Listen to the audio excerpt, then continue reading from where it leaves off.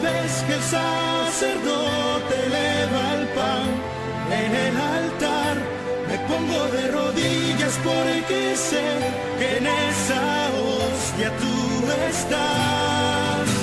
Te escondes en el pan y aunque no te puedo ver, Ellos, después de despedirse, bajaron a Antioquía, reunieron la asamblea y entregaron la carta. La leyeron y se gozaron al recibir aquel aliento. Judas y Silas, que eran también profetas, exhortaron con un largo discurso a los hermanos y les confortaron. Pasado algún tiempo fueron despedidos en paz por los hermanos para volver a los que los habían enviado. Pablo y Bernabé se quedaron en Antioquía enseñando y anunciando en compañía de otros muchos la buena nueva, la palabra del Señor, palabra de Dios. Bien, ahora sí vamos a ver, después de haber hecho la lectura de la palabra de Dios referente a aquel evento que se suscita en cuanto a que no salen de acuerdo de cómo aplicar esta nueva doctrina conforme a las enseñanzas viejas y las nuevas. Yo quisiera apuntar que es normal que los judíos quisieran implementar todavía la ley mosaica porque pues es algo que practicaron sus antepasados y ellos mismos prácticamente durante la mayoría de su vida. No sé qué edad pudieran tener estos nuevos evangelizadores de la buena nueva, pero finalmente pues ya eran personas adultas y por eso digo, la mayoría de su vida ya estuvieron sobre todo apegados a la ley mosaica, y posteriormente pues les tendría que ser difícil a ellos desprenderse de un día para otro de todo lo que habían aprendido, de todas aquellas prácticas que ellos habían realizado durante tanto tiempo, por de tantos ritos que ellos también habían practicado durante tanto tiempo, para que de un día para otro les dejaran de ejercer. Y estos judíos que aceptaron esta fe nueva, la consideran a partir de su propia religión. Por eso es que es complicado que de un día para otro ellos tuvieran que desprenderse de todo eso apego que tenían, nada más porque sí, o sea, eso es algo que ya lo traían en los huesos, no era tan sencillo de dejar. Entonces, vamos ahora sí a tratar de ir aterrizando poco a poquito, descubriendo cómo se da esta necesidad, y vamos a recordar ahorita, a repasar que es conforme a una necesidad de falta de acuerdo, por la cual se ve la necesidad de hacer este concilio. Y aquí vemos también que los judíos que abrazan la fe quieren que se circunciden los nuevos convertidos a Cristo. Pablo y Bernabé dicen que no es necesario. Entonces ellos, que están fuera de casa, están predicando en lugares paganos, tienen que recurrir a la sede que está en Jerusalén, ir a buscar al encargado principal, que es Pedro, primer papa de la iglesia, y entonces ellos recurren a la cabeza de la iglesia para llegar a un acuerdo. Después de que ellos por sus propios medios no pudieron lograrlo, entonces ahora tienen que recurrir a Jerusalén, al lugar donde están todos los apóstoles y presbíteros, para ponerse de acuerdo.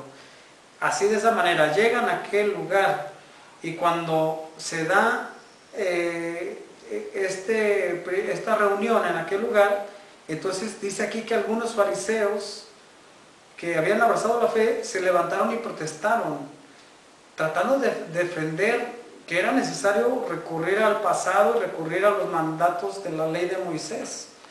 Y es ahí donde Pedro, entonces, después de reunirse con los presbíteros y los ancianos, los apóstoles, llegan a una conclusión. Y después de que llegan a una conclusión, ahora los demás tendrán que aceptar esta nueva conclusión. Esta nueva conclusión la tendrán que aceptar.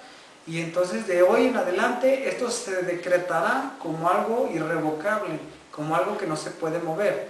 Es normal y es lógico que estos judíos que se levantaron en este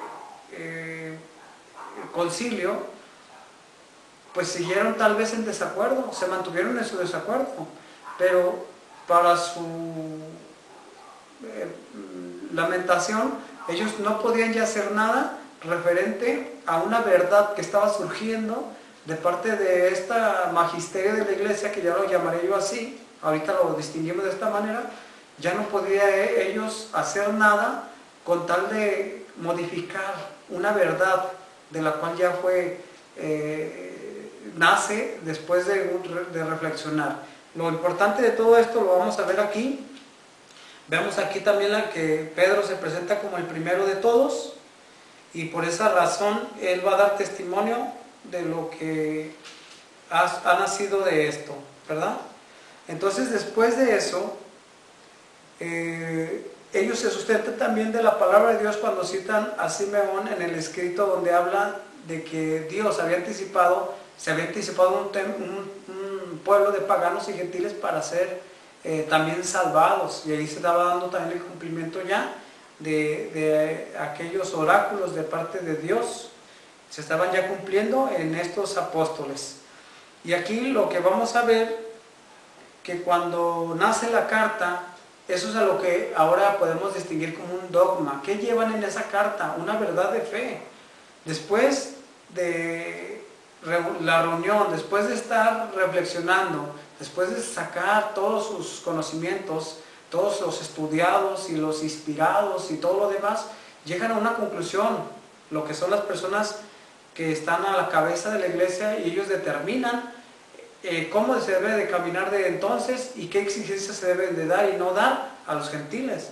Y en esta carta que surge de esta, que ahora vamos a distinguir como un dogma, entonces aquí van a decir que lo único que ellos deben de hacer, ¿verdad?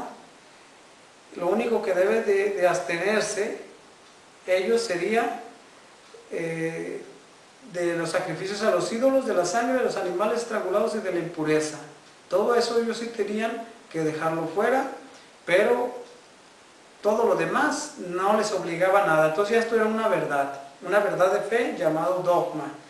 Pero lo importante de todo esto que nosotros vamos a ver aquí es que dice que enviaron a Judas y a Silas, quien les expondrán esto mismo de viva voz, que hemos decidido el Espíritu Santo y nosotros. Aquí cabe señalar el por qué esta verdad de fe, como un dogma, una verdad irrevocable, algo que no se puede modificar y que a su vez es sugerido prácticamente de manera obligada, ¿verdad?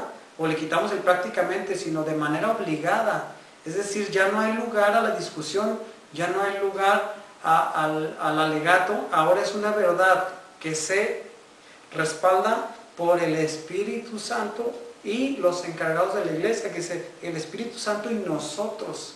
Es lo que dice Pedro, no solamente ellos, sino también el Espíritu Santo principalmente.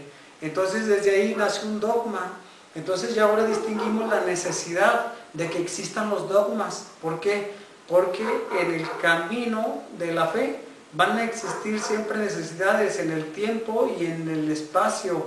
Es decir, dependiendo del tiempo en donde se encuentre, existirán necesidades diferentes.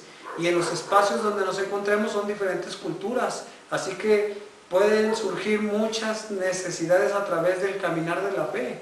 Y también la iglesia constantemente está renovando y está modificando también su aplicación de fe a través de los tiempos, porque esto cambia. Por eso la tradición viva de la iglesia tiene ese nombre de ser viva, porque no es algo que está muerto, sino que en un constante camina con el pueblo peregrino para que se vaya rigiendo y a su vez vaya sustentando todo este camino de fe conforme al tiempo y al espacio. Entonces aquí en este caso nosotros ya distinguimos cómo surge un dogma y qué es lo que le da el indicio para que esto se promueva, que es la controversia.